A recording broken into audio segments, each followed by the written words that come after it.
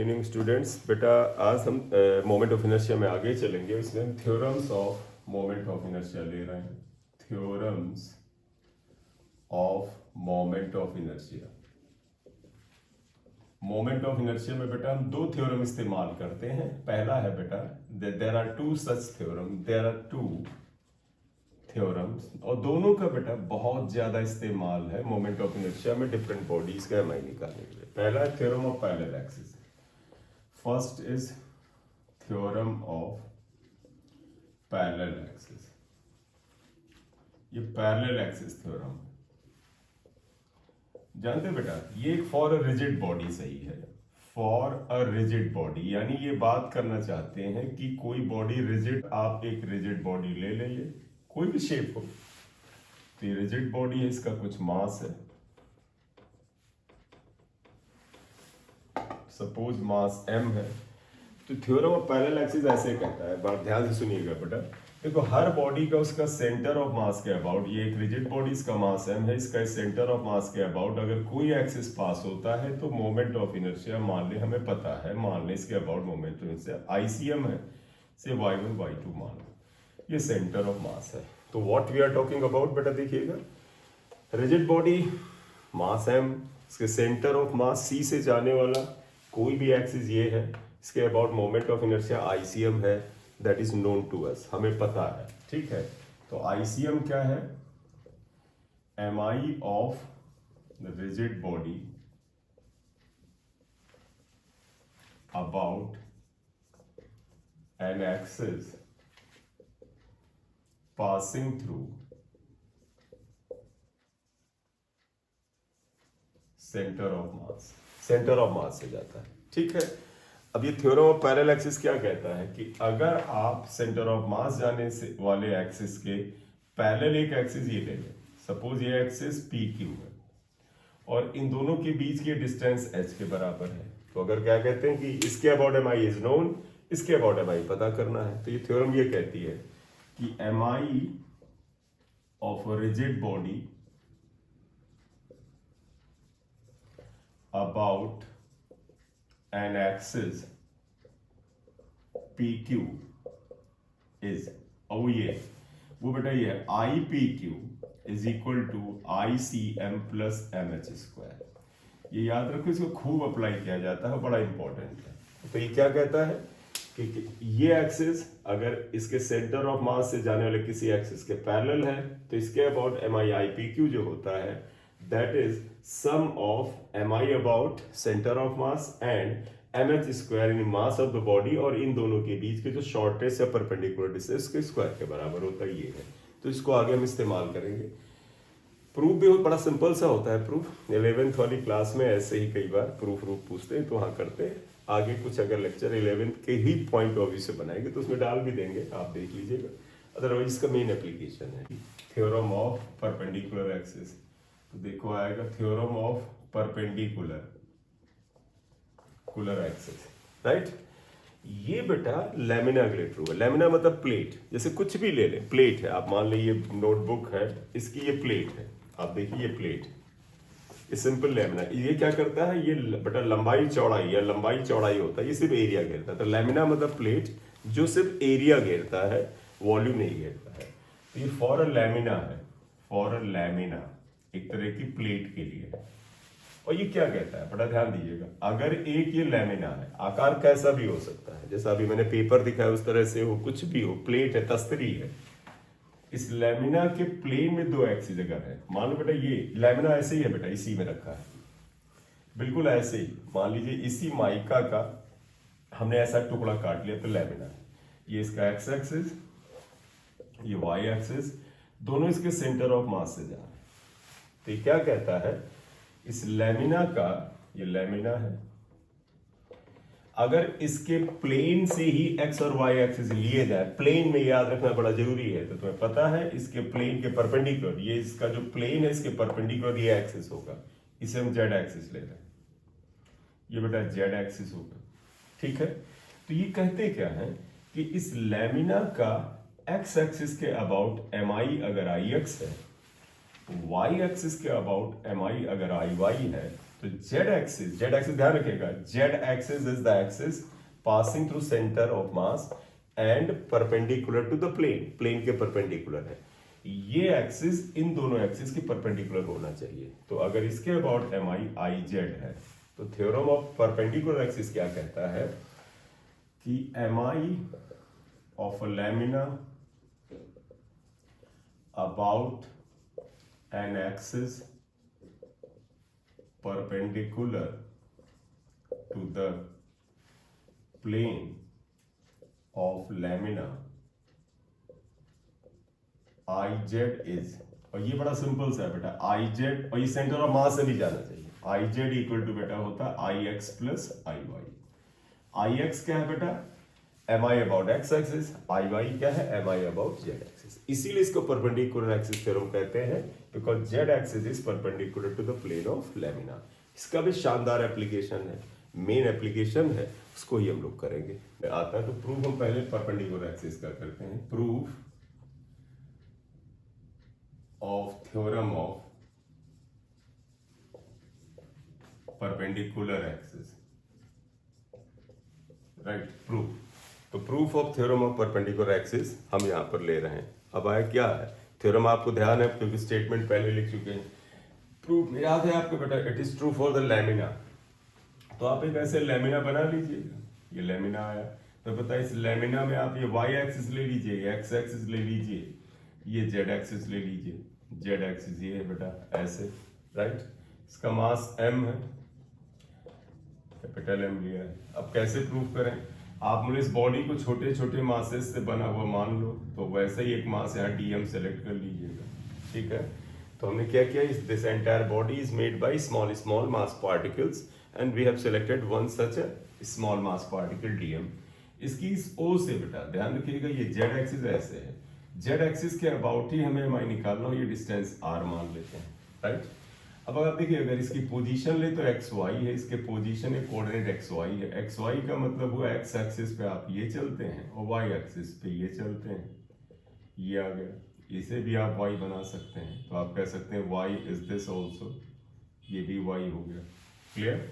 तो आपने क्या किया, एक मास पार्टिकल लिया। तो देखिएगा इसका अगर एम आई निकालें, देखो M I of D M about Z axis, Z axis के अबाउट लें तो आई जेड क्या हो जाएगा बेटा, मास इंटू परपेंडिकुलर डिस्टेंस का स्क्वायर एम, यानी D M into are square आ जाएगा, ठीक है।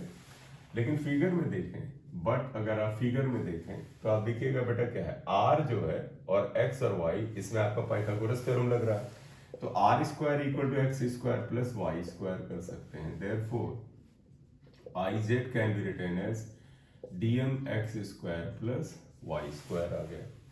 Therefore mi of entire body, बेटा पूरी बॉडी का mi अगर ले लें जेड एक्सिस पे बेटा, क्योंकि ये dm का था छोटे मास का, तो इसे डी आई जेड लिख लेते हैं, D I Z. mi of entire body को आई जेड लिख लेते हैं, ये आई जेड आएगा। इसे आप कैसे करेंगे, इंटीग्रेट करेंगे। आपको पता है जब छोटे छोटे मास लेते हैं एंटायर बॉडी के लिए भी इंटीग्रेट करें D M x square plus Y square, वापस आ जाइएगा, X square plus Y square को बाहर निकालें, इंटीग्रल डी एम आया। आपको पता है जब ऐसे छोटे छोटे मास पार्टिकल को जोड़ दें तो पूरी बॉडी का मास आता है, जो कि एम के बराबर है, इंटीग्रल डी एम क्या है, एम के बराबर है।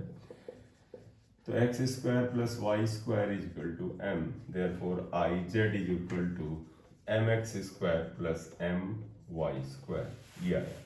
अब आप बताइएगा एम एक्स स्क्वायर इस बॉडी का एम आई एक्स एक्सिस के अबाउट, एम एक्स स्क्वायर क्या है, गौर से देखो, M x square is M I about y axis. तो इसे आप क्या लिख सकते हैं, आई वाई, और इसे क्या लिख सकते हैं, आई एक्स। क्यों, चेक कर लीजिएगा, एम एक्स का मतलब हुआ इस मास का ये परपेंडिकुलर डिस्टेंस। देखो बेटा इसका परपेंडिकुलर डिस्टेंस ये किस एक्सिस से है बेटा, ये डिस्टेंस एक्स वाई एक्सिस से है। तो वास्तव में M x square y axis के अबाउट एम आई है, और एम वाई स्क्वायर जो है वो ये एक्स एक्सिस के अबाउट है। ये प्रूफ आ जाता है, ठीक।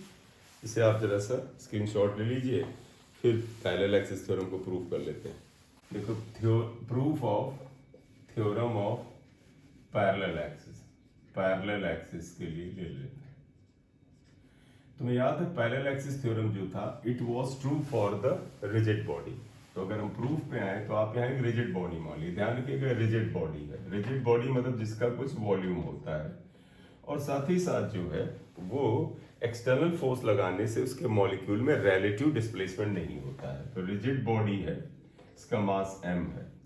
पैरेलल एक्सिस थ्योरम में हम ऐसे ले रहे थे, याद करो सेंटर ऑफ मास से एक एक्सिस जाता है, इसे मानो y1 y2 लिख दीजिए, सेंटर ऑफ मास c से जाता है। इसके पैरेलल एक एक्सिस आप ले लीजिएगा, ये PQ है, ये PQ है, ये एक्सिस आप देखो तो ये आ जाए। इसके बीच की परपेंडिकुलर डिस्टेंस h लिया था और हम लोगों ने प्रूव किया था कि ये ICM है। तो प्रूव हम ऐसे करेंगे, देखो बेटा ये जो एक्सिस है सेंटर ऑफ मास से जा रहा है, इसके अबाउट जो भी MI होता है हम उसको ICM से डिनोट करते हैं। PQ के अबाउट MI पता करना है तो आप ऐसा करो, वही इस एंटायर बॉडी को छोटे छोटे पार्टिकल से बटा हुआ मान लो। ऐसा ही एक पार्टिकल यहाँ पर ले लो DM और इसका MI अगर आप इसके अबाउट निकालो तो आप देखो बेटा यहाँ से इसकी डिस्टेंस जो है वो अगर x ले लें तो इसका MI इसके अबाउट क्या होगा, mass into x plus h का होल स्क्वायर। तो यहाँ देखिएगा बेटा MI of DM about PQ, तो अगर आप DI लिखते हैं that is equal to DM into बेटा यहाँ से इसकी डिस्टेंस क्या है x प्लस h का होल स्क्वायर, राइट। तो इसलिए MI of entire body, therefore MI of entire body, पूरी बॉडी का MI लें तो उसे अगर हम PQ ले लें, क्योंकि हम किसके अबाउट ले रहे हैं, PQ के अबाउट, ठीक है। तो ये हम PQ लें तो इसे इंटीग्रेट कर देते हैं DM और इसका होल स्क्वायर कर दें तो x square plus h square plus 2xh आ गया, ठीक है। जरा स्प्लिट कर लेते हैं, IPQ इक्वल टू देखो बेटा integral DMx square DMh square plus 2 integral DMxh, ये है। जरा सेकेंड पार्टिसिपेट करिएगा, देखो बेटा x स्क्वायर को बाहर निकाल लो integral DM plus h square को बाहर निकाल लो इंटीग्रल DM, ये है क्लियर, ये आ जाएगा। और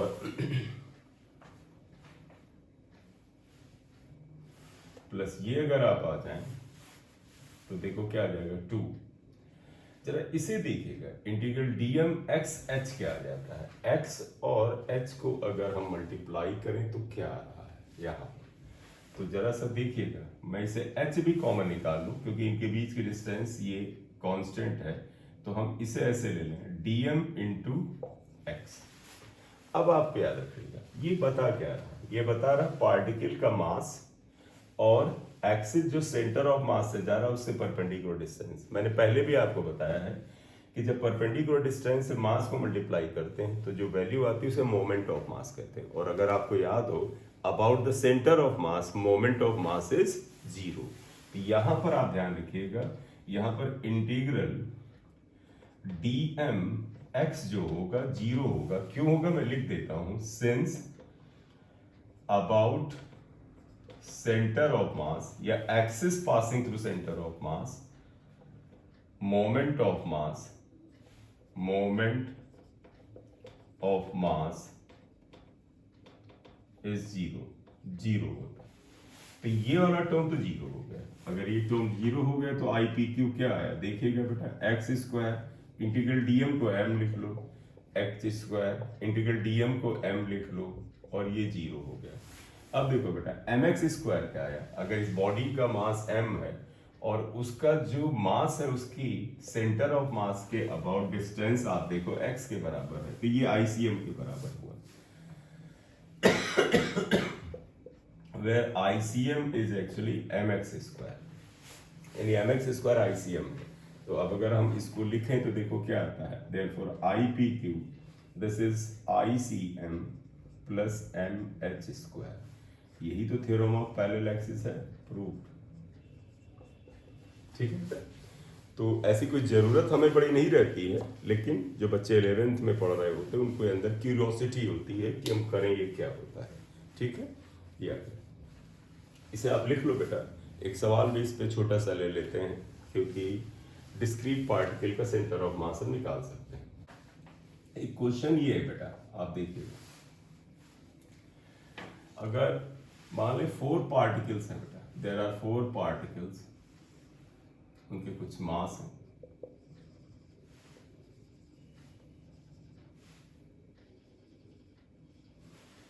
ये 1 किलोग्राम है, ये 2 किलोग्राम है, ये भी 2 किलोग्राम है, ये 4 किलोग्राम, राइट,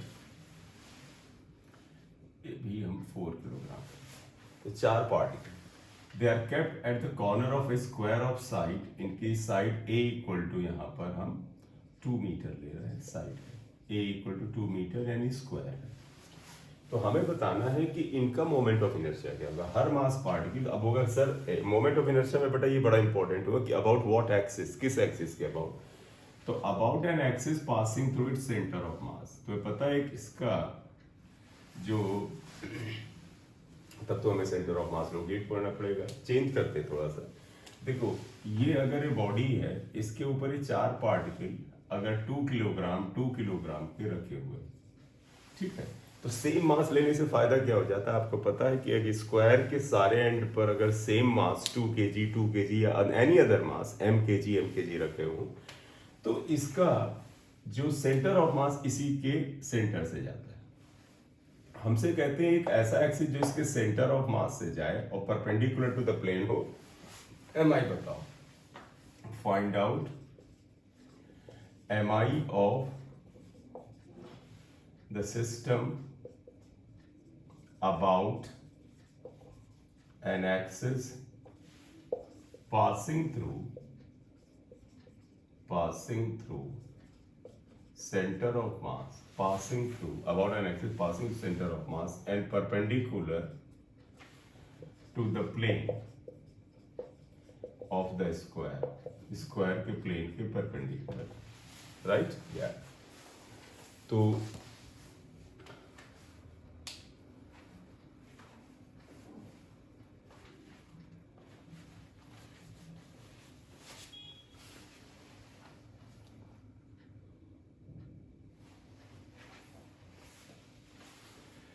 बड़ा सिंपल सा है। देखो बेटा अगर मास सेम है तो सेंटर ऑफ मास यही है, आंख मूंद के मत समझना, अगर मास बदल देंगे तो सेंटर ऑफ मास नहीं होगा, वो भी लोकेट करना पड़ेगा बेटा, तो फिर वो मुश्किल हो जाता है क्वेश्चन, वो आगे हम बात करते हैं इसमें।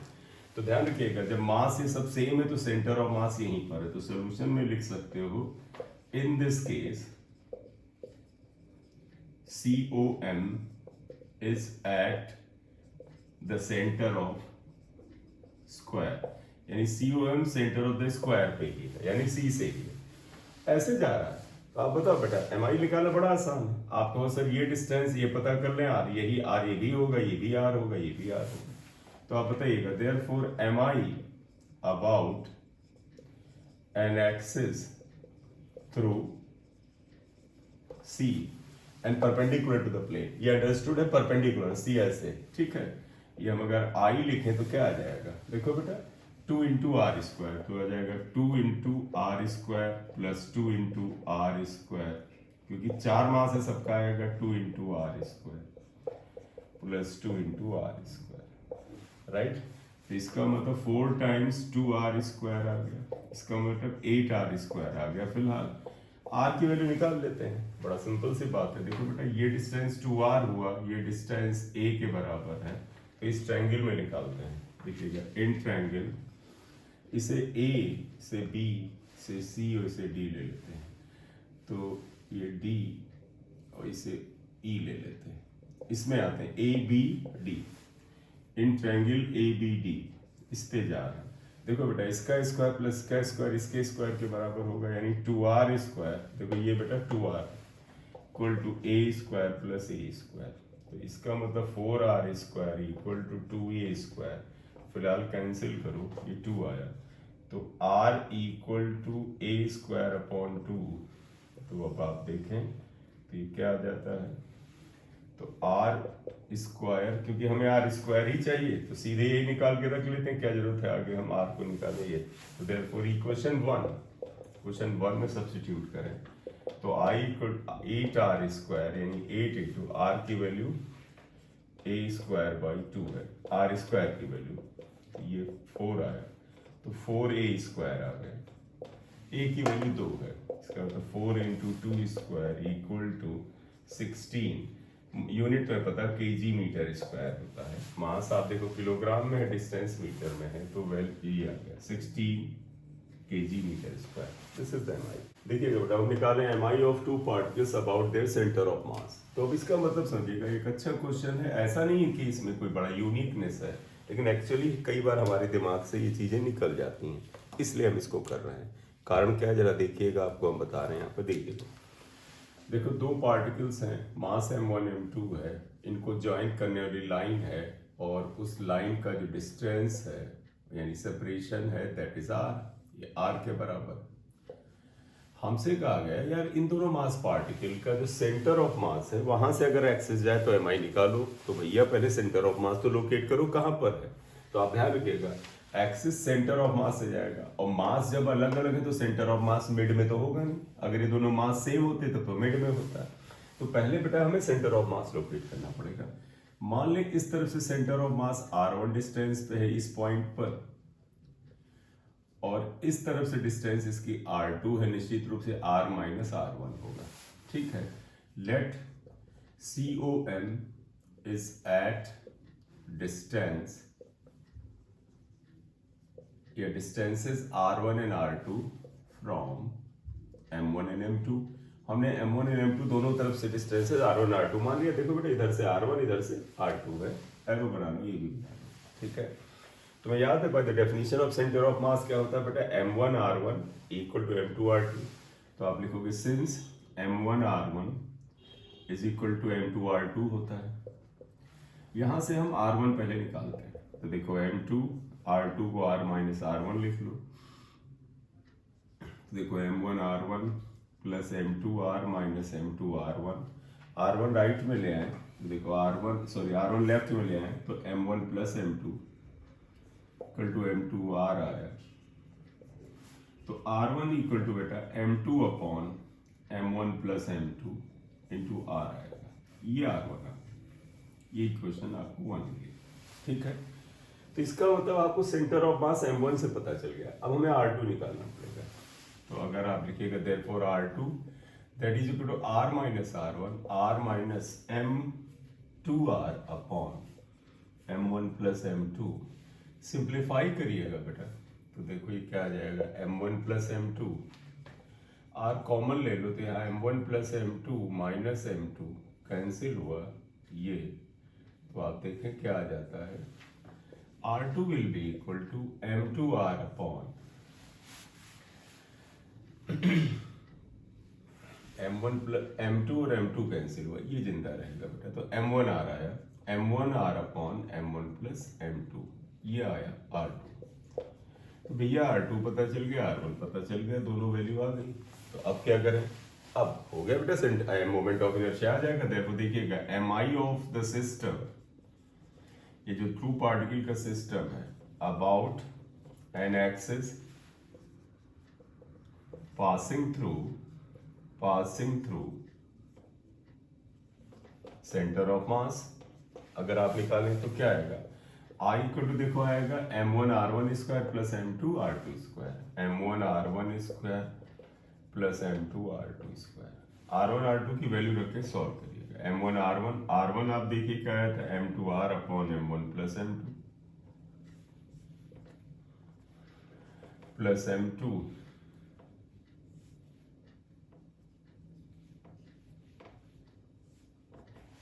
और r2 क्या हुआ है, m1 r upon m1 plus m2 whole square. इतना करो, सिंप्लीफाई करो बेटा इसका। तो मेन चीज ये था कि सेंटर ऑफ मास पहले लोकेट तो करो, क्योंकि मास अलग अलग है। मास सेम होते तो सेंटर ऑफ मास मिड में होता, तो हम इसकी डिस्टेंस r/2 ले लेते, ये हुआ। इतना नोट कर लीजिए, फिर इसे कैलकुलेट कर देते हैं। हो गया बेटा। तो अब आइएगा जरा देखिएगा, अगर हम इसको सिंप्लीफाई करें तो I इक्वल टू क्या हो जाएगा, m1 m2 square r square upon m1 plus m2 का whole square plus m2 m1 square r square upon m1 plus m2 का होल स्क्वायर। जो कॉमन उसे निकाल लो। देखो बेटा, m1 m2 दोनों में कॉमन लग रहा है, m1 m2 upon m1 plus m2 का होल स्क्वायर कॉमन आ रहा है दोनों में, ठीक है।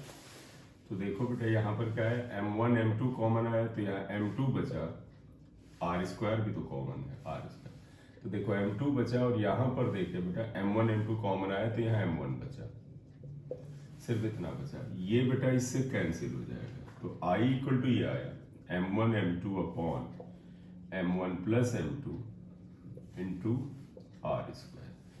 तुम्हें एक चीज यहाँ पर इंफॉर्मेशन दे बेटा, आंसर तो ये आ गया बेटा, ध्यान रखिएगा, तो पता है इसे रिड्यूस मास कहते हैं।